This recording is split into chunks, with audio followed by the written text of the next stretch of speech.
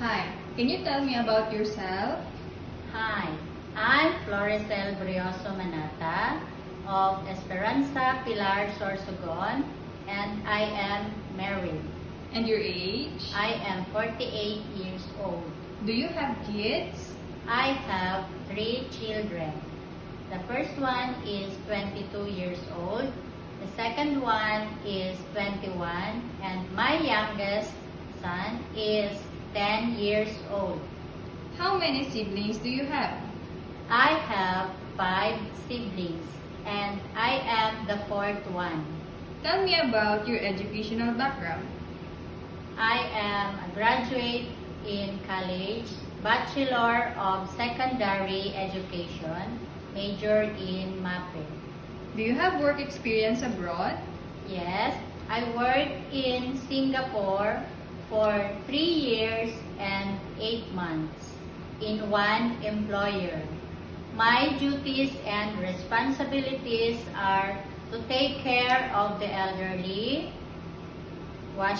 do the washing, cleaning, cooking, marketing, and ironing.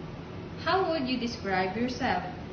I am a hardworking, honest.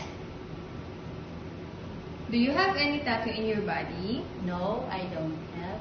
Did you undergo to any kind of surgery? No, Why do you want to work abroad? I want to work abroad because I want to help my family, especially in financial problem. Are you scared of dogs and cats? No, I'm not scared. I only scared in big dogs. Give me your idea. How can you take care of naughty children and children with tantrums?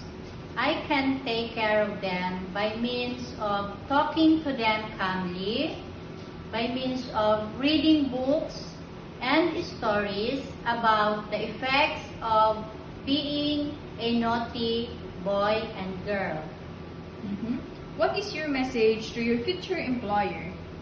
Dear future employer, I promise to be a good worker. I am hardworking, honest, and if you have children, I promise to love them my own. I promise also to finish my contract. Thank you.